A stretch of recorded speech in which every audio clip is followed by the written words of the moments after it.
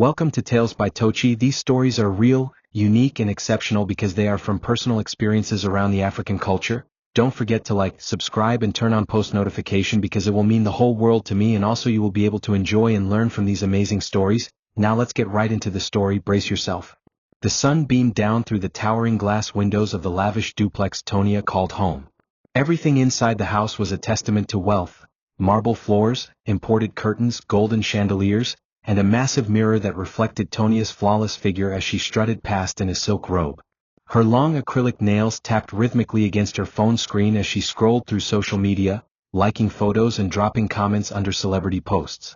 She paused to post her own selfie, carefully edited with a caption that read, "Soft life only. I can't relate to struggle." Her followers flooded her comment section with admiration and envy. To the outside world, she was the dream, a stunning wife married to Chuka Diala, one of the most successful entrepreneurs in the country. But behind the carefully filtered posts and designer bags, there was a truth only her husband knew. Tonia was a queen in public and a ghost in private. She had no interest in being a partner. Her marriage was just another accessory, and Chuka had become nothing more than the man who funded her lifestyle. Chuka returned home that evening just after 8 p.m., weary and drained, his suit clinging to his sweat-soaked shirt. The traffic had been terrible and work had been even worse. He dropped his briefcase by the door, expecting, hoping, to be greeted by the woman he married. Instead, silence echoed through the grand hallway. The aroma of home-cooked food was absent, replaced by the strong scent of a vanilla-scented candle burning in the living room. When he walked in, he saw Tonia curled up on the couch, watching a Netflix series with AirPods in her ears and a bowl of strawberries on her lap. She didn't look up. "Hi babe," he said softly. She nodded without removing her earbuds or pausing the show. Chuka sighed and made his way to the kitchen. The fridge had takeout boxes and a bottle of wine. Again. He sat alone at the dining table, the clinking of his fork against the plastic container the only sound in the room. As he ate, his mind drifted to the vows they once shared, the dreams they once had, and the slow decay of everything that used to feel like love. The night wore on, and Chuka found himself staring at the ceiling in their enormous but cold bedroom. Tonia lay beside him, scrolling through her phone with a smirk on her lips, laughing occasionally at comments from strangers online. He turned toward her, his voice a whisper of desperation. "Tonia, can we talk?" She glanced at him briefly, then rolled her eyes. "Talk about what, Chuka?" "I'm tired." He sat up, pushing his hand through his hair. "About us. This marriage. The distance. You don't cook, you don't talk to me, you don't even let me touch you. It's been 5 months, Tonia. 5 months. She tossed her phone on the side table and looked at him like he was being dramatic. "So? I'm not in the mood. Sex isn't food. You won't die if you don't get it." Her words hit him like a slap. He nodded slowly, realizing that she saw no issue in her behavior. He lay back down, facing away from her, the silence between them now heavier than ever. In that moment, Chuka understood something painful. He wasn't married to a wife. He was married to a woman who loved his wealth but not his soul. And though he had everything money could buy, he had never felt more alone. The next morning arrived without warmth, much like every other in Chuka's home. He woke up alone in the king-sized bed, the other side cold and untouched. Tonia had a habit of sleeping in the guest room after arguments, or even mild disagreements. Chuka walked into the kitchen hoping to find her, but she was gone. A note sat on the marble counter: "Out for my massage appointment. Don't forget to send money for my hair." No greeting. No concern. Just another demand. He poured himself a cup of coffee and stood in silence, staring through the window at the neatly trimmed lawn below. A man with his success could have had a full house of laughter, love and family. But instead he had 6 bedrooms and not a single room with warmth. Chuka didn't marry for status. He had loved Tonia once, deeply. But somewhere along the line she stopped seeing him as a man and started seeing him only as a provider. Later that day, during lunch with his close friend Emeka, Chuka tried to laugh off his frustrations, but the heaviness in his voice betrayed him. "Guy, I feel like a tenant in my own house," he confessed. Emeka sighed and shook his head. "I warned you about Tonia before you married her. All that babe ever wanted was a life of comfort. She's not the build with you type. She's the enjoy the fruit type." Chuka took a sip of his drink, trying not to let his emotions crack through his calm demeanor. "But I thought she'd grow into it. I thought once we settled, she'd soften, maybe even change." Emeka raised an eyebrow. "You've been married for 5 years, bro. No children. No companionship. Just stress. If she hasn't changed by now, she won't. Chuka knew Emeka was right, but the shame of a broken marriage, especially as a public figure, was something he wasn't ready to face. Society didn't care about a man's pain. They only cared about appearances.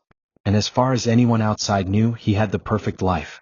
That night, the conversation with Emeka haunted Chuka. He stood in front of the mirror, brushing his teeth, watching his own tired eyes. He was aging not just physically but emotionally. He had the kind of money that could fly him to any country for a weekend escape, but he couldn't buy peace of mind. He had begged Tonia for counseling, for prayer, for a simple heart-to-heart talk. Each time she mocked him for being too emotional, and told him to man up. But what she didn't realize was that he was a man, one who needed love, companionship, and a woman who would see beyond his bank account. As he stepped into bed alone again, his heart ached not just from the loneliness but from the death of hope. He had tried everything. And now there was nothing left to try. The next weekend was their 5th wedding anniversary. Chuka made dinner reservations at one of the best restaurants in the city, a quiet rooftop spot with a romantic view. He even sent flowers and a handwritten note to Tonia's spa appointment, asking her to dress up and be ready by 7 p.m. For a moment he felt hopeful. Maybe she'd see the effort. Maybe she'd remember who they used to be. At 6:45 p.m., he came home early, holding a bouquet of roses and dressed in a sharp navy blue suit. But instead of finding Tonia dressed and waiting, he found her on the couch in pajamas, scrolling on her phone, a tub of ice cream resting on her belly. "What's this?" she asked, glancing at the flowers without getting up. "Dinner," Chuka replied softly. "I made a reservation. Just the two of us. I wanted us to talk." She scoffed. "On a Saturday? You know I like to relax. Why didn't you tell me earlier?" Chuka's heart sank. "I did. I sent flowers, a note. I reminded you all week." Tonia stood and walked to the kitchen, mumbling something about him being too needy. He followed her, trying to hold back his frustration. "Tonia, do you even care anymore? I'm not asking for much. Just time. Conversation. Intimacy." She opened the fridge and poured herself juice like he hadn't said a word. "Look, Chuka, I didn't sign up for a life where I have to jump around like a maid. You work, you make money, you provide. I enjoy it. That's the deal." Chuka stared at her, stunned. "The deal?" She looked him dead in the eyes. "Yes. You didn't marry a house girl. You married a hot wife. And as far as I know, I still look good. That should be enough." He turned away, swallowing the lump in his throat. Her beauty was a shell, hollow, empty, and echoing with selfishness. That night, Chuka sat on the balcony alone, the reserved dinner table remaining empty, just like the space she left in his heart. Days passed, and the silence between them stretched further. She barely looked at him, and when she did, it was with annoyance. Chuka buried himself in work, extending his hours just to avoid going home. He even started sleeping in the guest room. The pain of rejection weighed on him more than the stress of business deals. At work, his staff praised his leadership, admired his brilliance, and even called him Father of the Year in jest. Little did they know the man they respected came home every night to a wife who treated him like a stranger. Each day, Chuka prayed for a shift, a miracle, something to bring life back into his home. But what he didn't know was that the shift would come, but not in the way he expected. And not with the woman he married. The final straw came one Sunday morning. Chuka had skipped church due to exhaustion, only to hear Tonia return later and speak loudly on the phone to a friend. "He didn't come to church. Again. I swear I think he's depressed or something. Always acting like a victim. I mean, you'd think with all the money he has, he'd be smiling every day. Men are so ungrateful." Her words stung more than she realized. Chuka sat quietly in the study, the door slightly ajar. He heard every sentence, every dismissal of his pain, every mockery of his emotional needs. That was when he knew, Tonia didn't just lack effort. She lacked empathy. And what's a marriage without empathy? Without kindness? Without heart? He closed the file he was reading and just sat there, letting the ache seep through him. He had tried to love her back to life. But how do you revive someone who enjoys watching you bleed? The next day, Chuka's personal assistant informed him that the new live-in house help he requested had arrived. Her name was Amara. Young, beautiful, but modest. Chuka had only agreed to hire her after months of begging Tonia to take up some responsibilities or hire someone else. She refused both. "Why should I share my space with a stranger?" she had said. Now she had no choice. Amara moved in quietly, her belongings fitting into a single suitcase. She greeted Chuka with a respectful smile, eyes lowered, voice soft. There was something about her presence, calm, almost soothing. Unlike Tonia, she didn't speak unless necessary. She quickly got to work cleaning, organizing, and preparing simple meals without complaint. Chuka didn't expect much at first. He just needed peace. But what he didn't anticipate was how Amara's quietness would begin to echo louder than Tonia's presence ever had. In the days that followed, Chuka found himself watching Amara from afar. Her efficiency, her grace, her humility. She treated everyone in the house with equal respect, including Tonia, who barely acknowledged her. She cooked meals without being told, tidied the house without supervision, and even organized Chuka's work files when she noticed he left them scattered. One evening, Chuka returned from a long day and walked into a house that smelled of pepper soup. A real home-cooked meal. His stomach grumbled at the scent. Amara stood in the kitchen, her apron tied neatly, her face glowing with the warmth of someone who found joy in giving. She smiled at him gently. "Good evening, sir. Welcome." And in that moment, after years of emotional starvation, Chuka felt seen, fed, and strangely alive again. Amara quickly adjusted to her new environment, moving with the grace and quiet presence of someone who had been raised to respect boundaries. She kept to herself, focused on her duties, and stayed invisible whenever Tonia was around. But even Tonia couldn't deny the obvious. Amara's presence brought life to a house that had once felt cold. The floors sparkled again. The scent of fresh meals filled the air. The laundry was folded neatly. For the first time in a long while, the home felt alive. Tonia, however, didn't appreciate the change. She saw Amara not as a helper but as a nuisance. "Tell her not to touch my things," she snapped at Chuka one morning. "She's a maid, not my assistant." Chuka didn't argue. He'd grown tired of defending logic to a woman who thrived on pride. But in his heart, he silently thanked Amara for doing what his wife never would. Chuka started spending more time at home, not because of Tonia, but because of the calmness that Amara's presence brought. She never overstepped, never demanded, and never questioned his silence. She simply made space for his exhaustion. One evening, Chuka walked into the living room after a particularly stressful board meeting. The house was dimly lit, the scent of jollof rice and grilled chicken filling the air.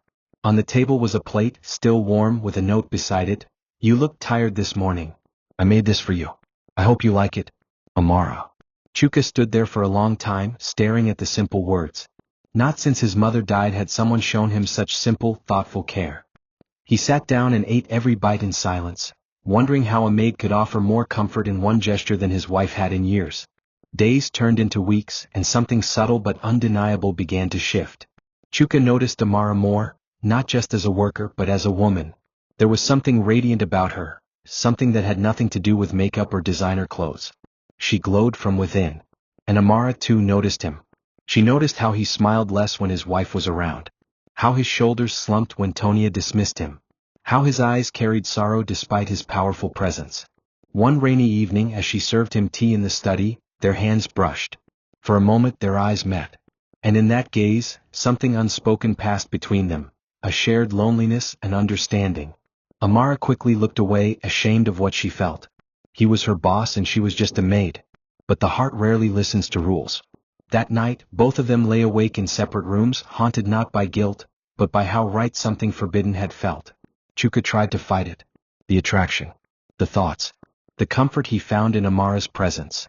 He reminded himself daily that he was a married man, that no matter how broken his relationship was, crossing a line would complicate everything.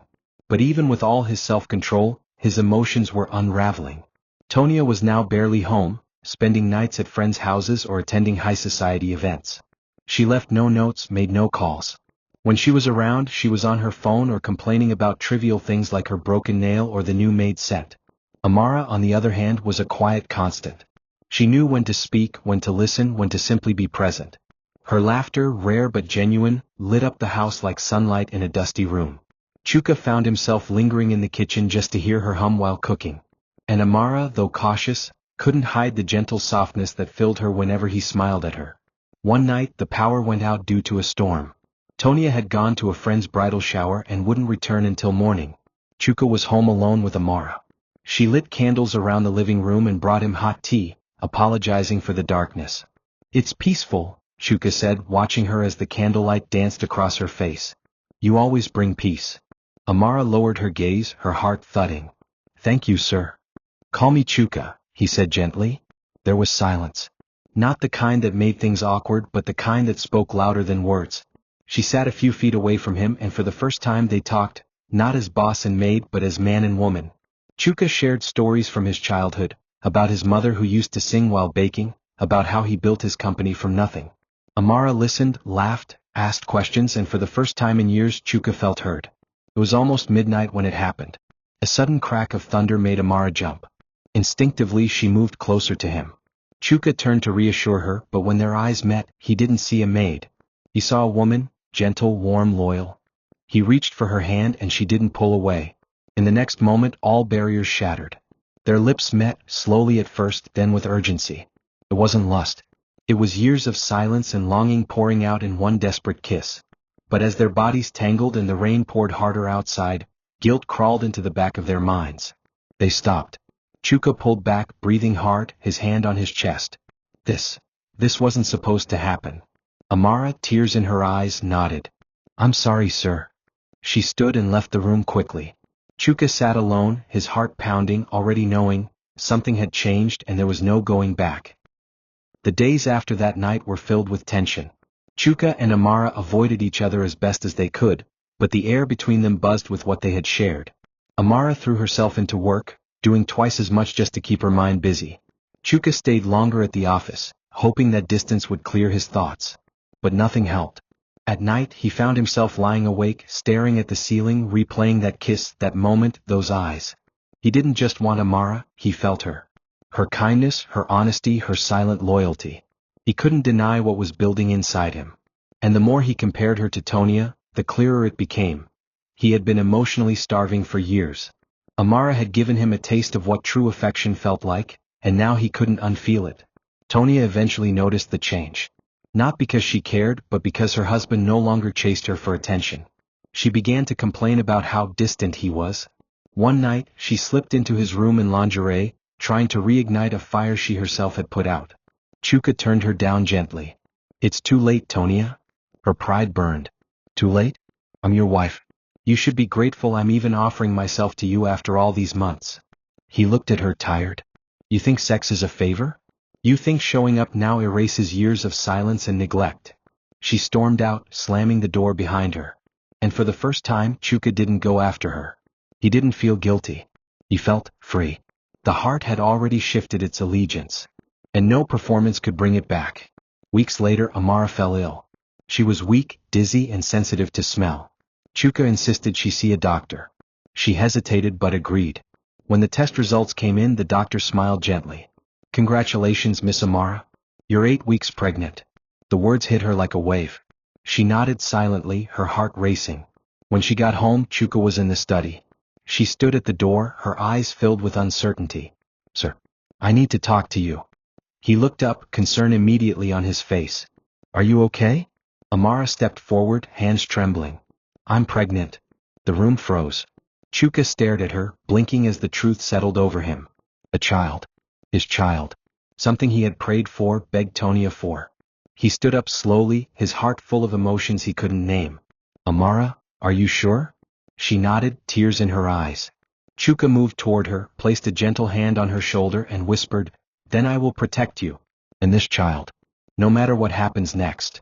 The news of Amara's pregnancy was both a storm and a sunrise in Chuka's life. For years he had longed for a child. Someone to call his own, someone to pour his legacy into. And now, against all odds, the miracle he had been denied had come from the most unexpected place. Yet, with the joy came the weight of consequence. Chuka was still a married man, and Amara was still the housemaid in his home. They had crossed a sacred line, one that society would not forgive easily. But Chuka was no longer the man who bowed to appearances. He had endured years of humiliation in silence. If his peace and future now lay in the life growing inside Amara, then he would face the world boldly. Still, his first concern was her safety, both physical and emotional. You won't lift another finger around this house, he told her gently. From now on, your only job is to be safe and happy. Amara blinked through tears, unsure whether to be afraid or relieved.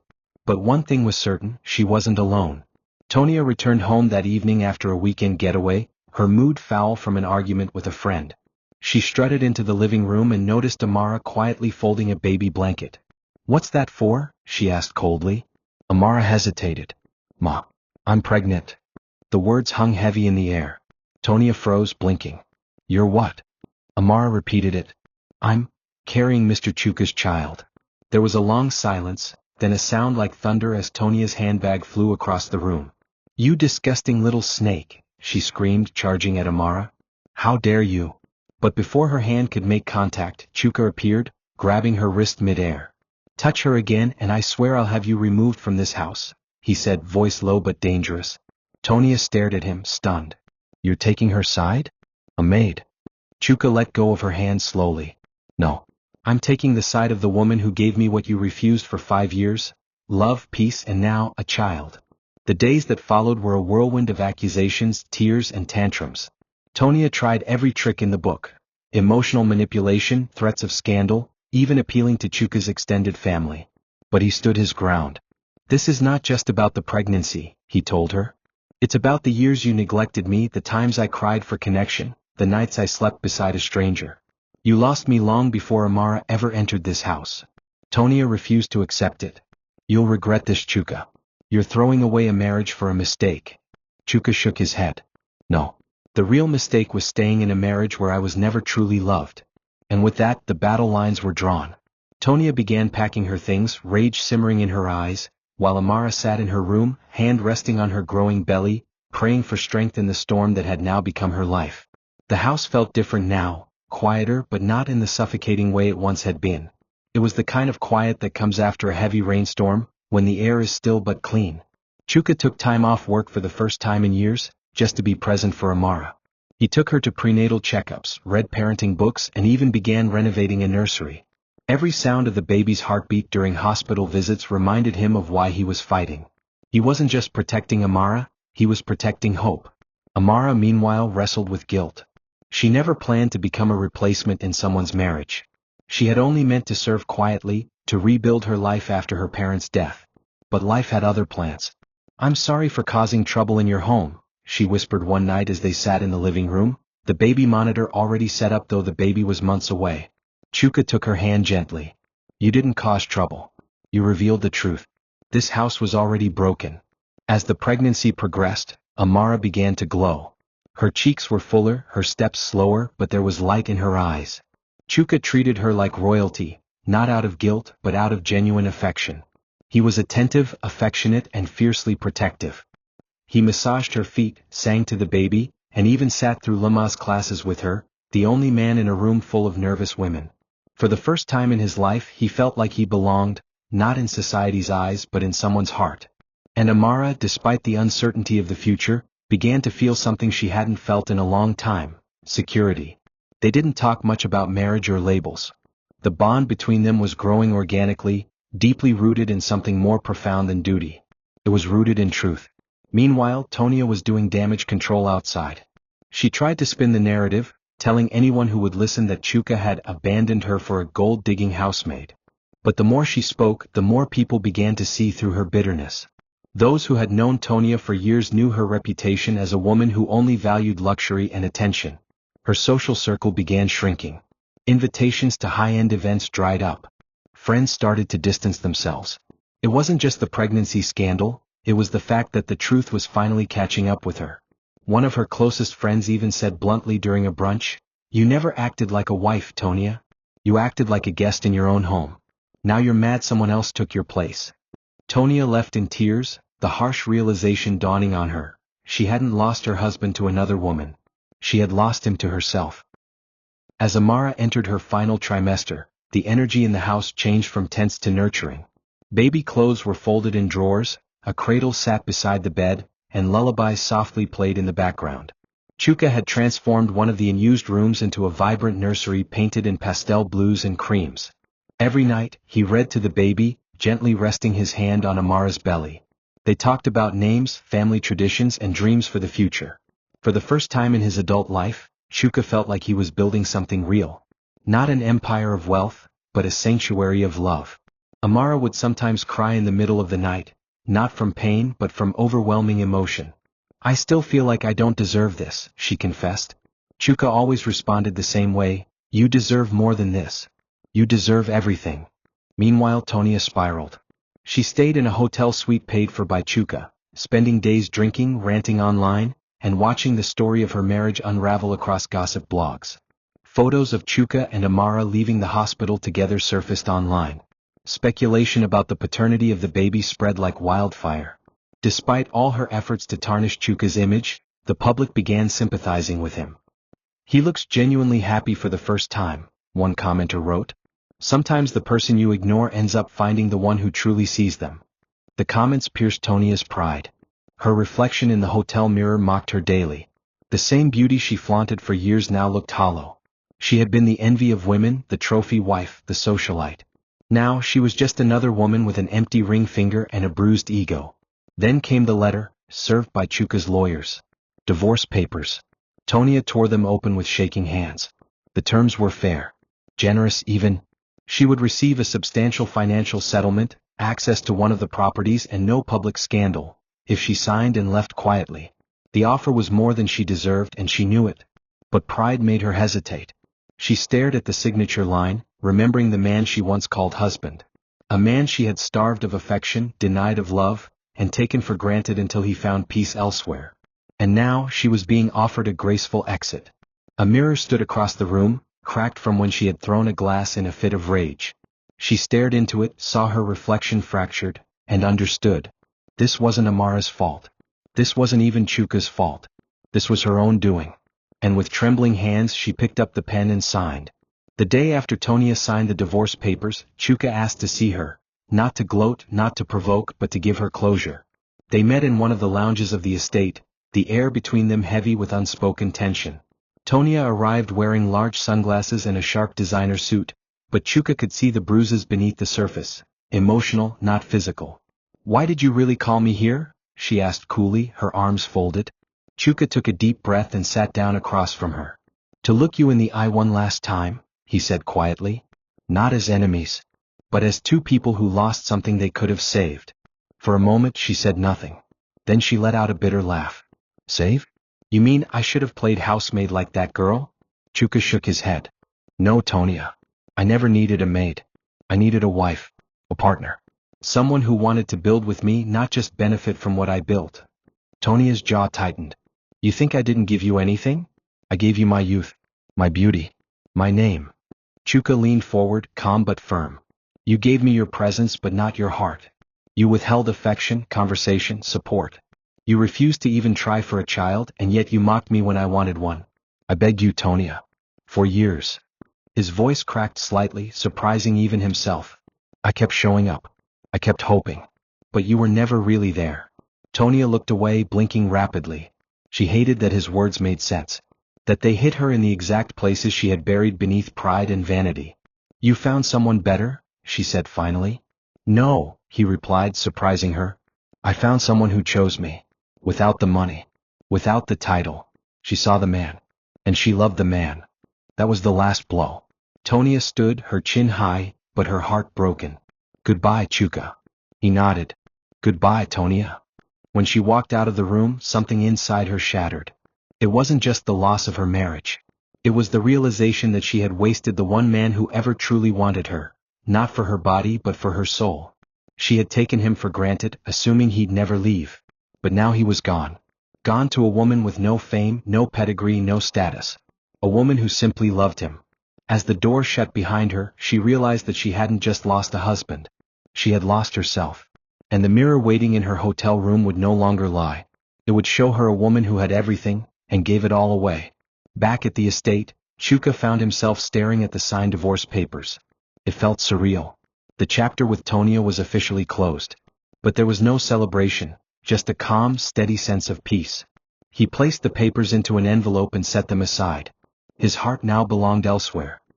He walked upstairs to Amara's room, knocked gently, and entered to find her sitting by the window, rubbing her belly. She looked up and he smiled. "It's done," he said simply. Amara nodded, unsure how to respond. "You don't have to explain," she said. "I never wanted to come between you and anyone." He stepped closer, taking her hand. "You didn't come between us. That marriage ended long ago. You're not my escape, Amara. You're my new beginning." That evening, Chuka gathered the staff and addressed them. He made it clear that Amara was not just the house help anymore. She was the mother of his child, and she would be treated with respect. If anyone disrespects her, they answer to me, he said firmly. The staff nodded, some in shock, others in quiet acceptance. Amara felt overwhelmed by the shift, her place in the world changing before her eyes. From a maid to a mother. From a helper to a woman of honor. It was terrifying and beautiful at the same time. Chuka stood beside her, not just as her protector but as her partner. That night, as they lay together in bed, he held her hand and whispered, "We're going to build a home. A real one. Not with marble or gold. But with love." She squeezed his hand, her heart full. She had no more doubts. She was where she belonged. Meanwhile, Tonia prepared to leave the country. She had called her lawyer, booked a first-class flight, and arranged to move into a condo in Dubai that Chuka had transferred to her name in the divorce settlement. Her pride remained intact on the surface, but her soul was fractured.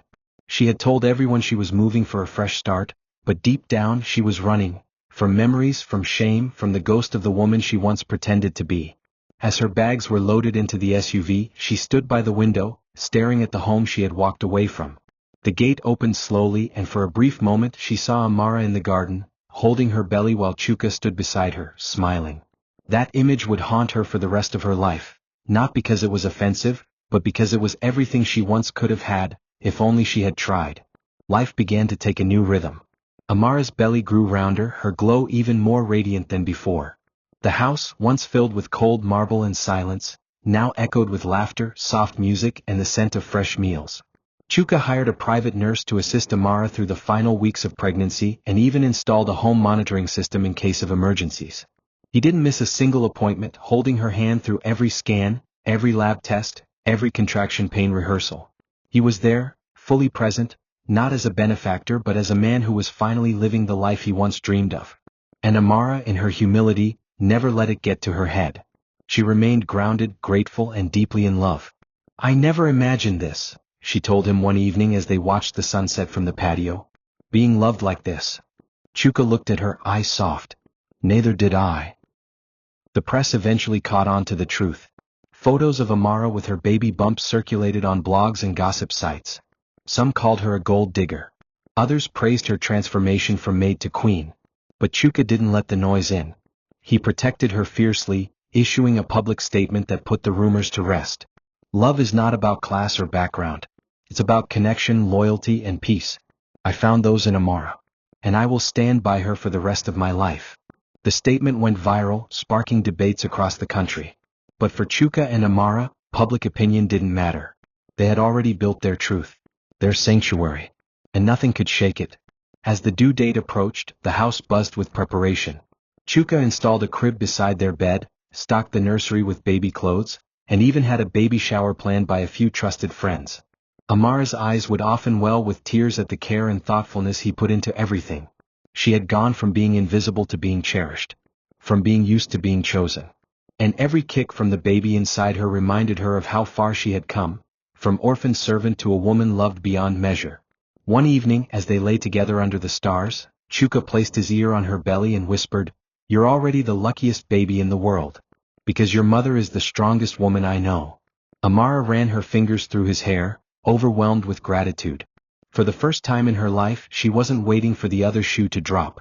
She was standing in joy, and this time it was hers to keep. As the baby shower approached, invitations went out to close friends, trusted colleagues, and family members who had stood with Chuka during the storm.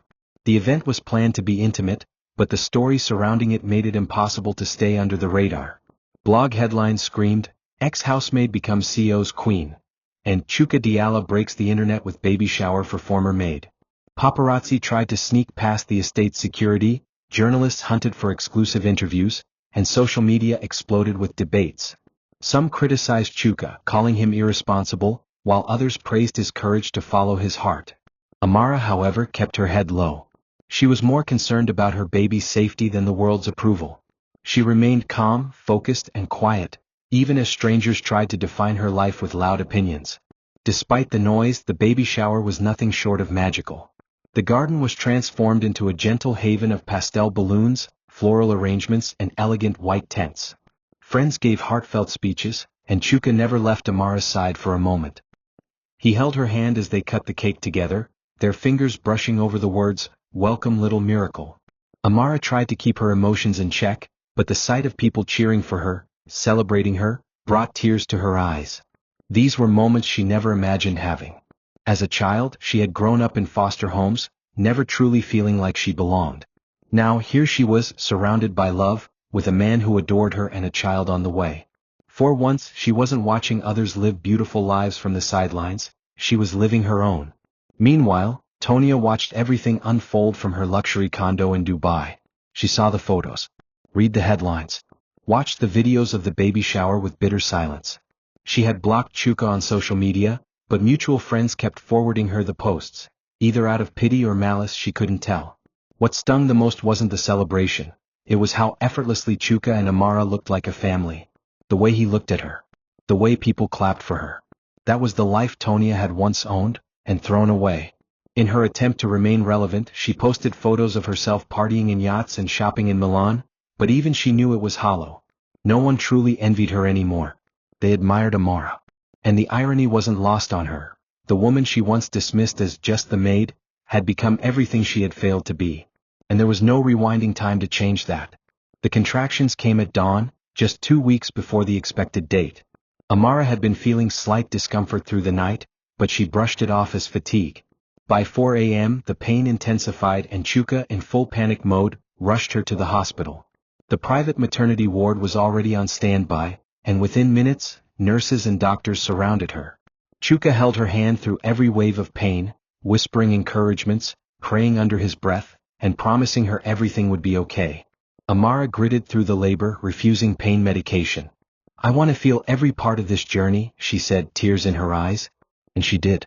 After hours of pain and perseverance, the cry of a newborn broke through the room like sunlight piercing clouds. A boy. Healthy, pink-skinned, and strong. Chuka broke down, sobbing as he held his son for the first time.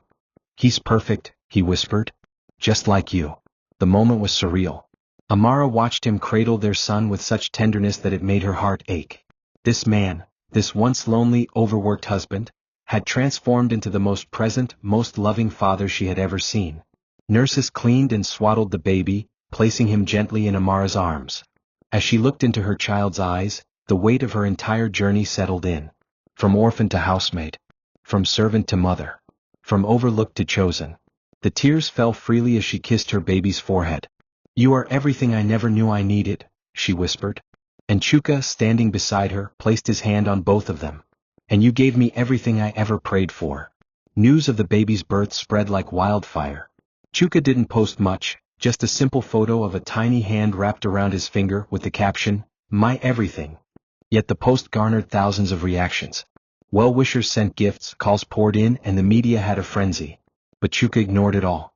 For 3 whole days he stayed offline and off-grid, focusing only on bonding with his son and caring for Amara. He changed diapers, sang lullabies, and refused to let a nanny take over. "I missed the first chance at real love in my marriage," he told Amara. "But I won't miss it here." Their home now echoed with the gentle cries of new life and the soothing voice of a man who had finally found his purpose. And as they returned home from the hospital, hand in hand, they knew, this wasn't just the start of parenthood. It was the beginning of forever. Not long after their return from the hospital, Chuka's lawyers finalized the paperwork that officially named Amara as his next of kin and legal beneficiary in the event of anything happening to him. He had also made arrangements for his son to inherit all his properties and companies when the time was right. "I don't want any surprises in the future," he told his legal team. "My son and his mother come first, always." Amara was overwhelmed when she learned about the changes. "I'm not asking for your fortune," she said. "I know," he replied, "and that's exactly why you deserve it." Her humility had never wavered, not even as she transitioned into a life many would envy. She remained grounded, still cooking when she could, still speaking to the staff with kindness, and never once demanding more than what was offered. Her grace won everyone over. Despite the calm, whispers began to surface about a potential remarriage. Friends asked if Chuka would make it official.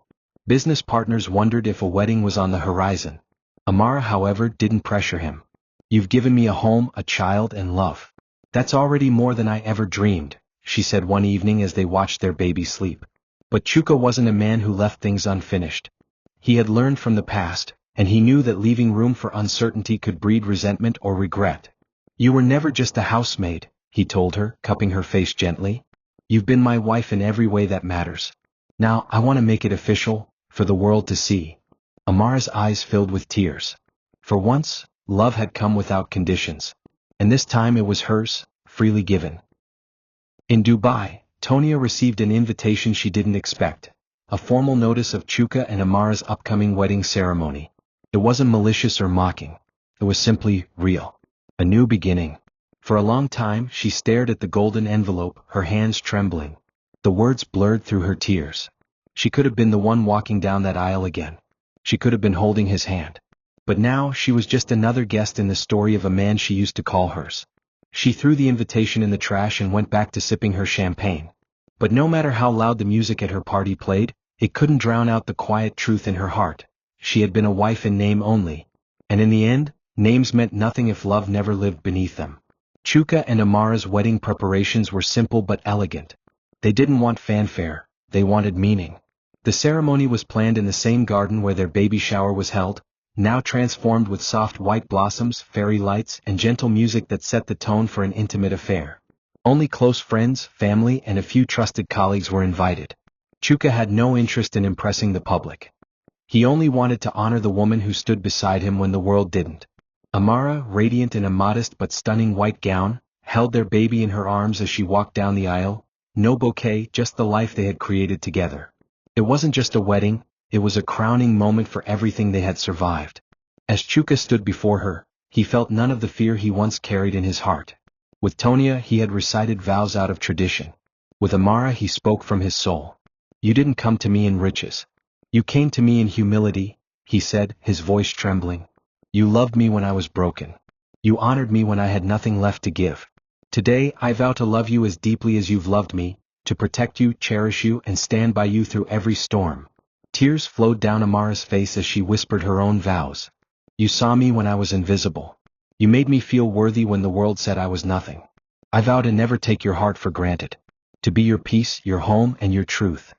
As their lips met, applause erupted, not from tradition but from genuine joy. Far away, in a silent hotel room, Tonia finally signed the last document officially relinquishing all marital claims.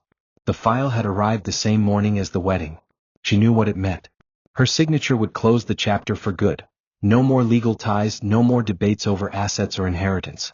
She sat at the desk in her robe, the pen in her hand trembling. The woman in the mirror was still beautiful, still refined, but hollow. Her eyes carried years of regret. With a deep breath, she signed and dated the form. It was over. And for the first time, it wasn't Chuka's name that hurt her the most. It was her own. She had been given every chance to be a wife, a mother, a partner. But she had chosen comfort over commitment. Silence over sacrifice. Selfishness over love. And now, the paper in her hand was the only thing she had left of a man who had once begged her to see him.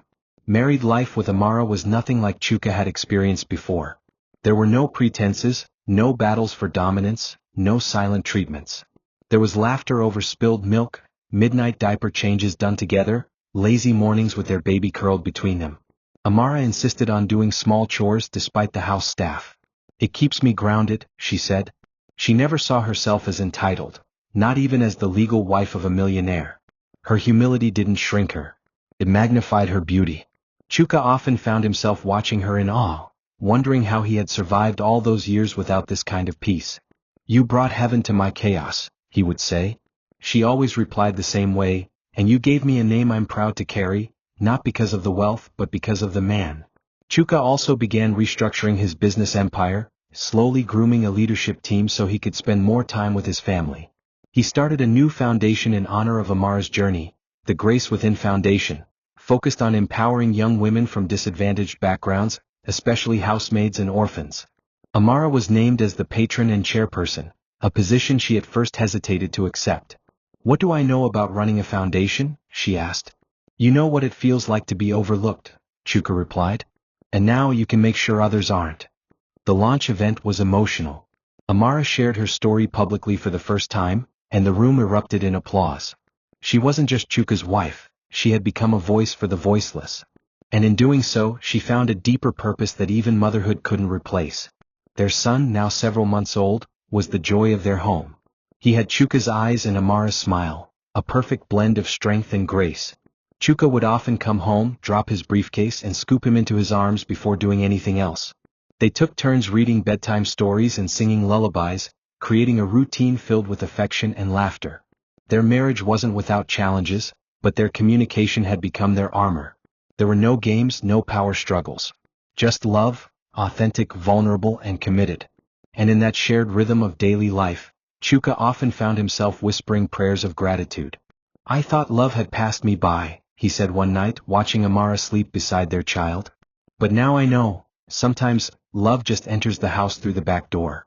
Tonia's life in Dubai was glamorous on the outside, but empty on the inside. She had the luxury, the clubs, the clothes, but not the peace. She scrolled through her phone every night, lurking on Chuka's social media, pretending not to care. But the images haunted her. Photos of him kissing Amara's forehead, holding their son, attending charity events as a family.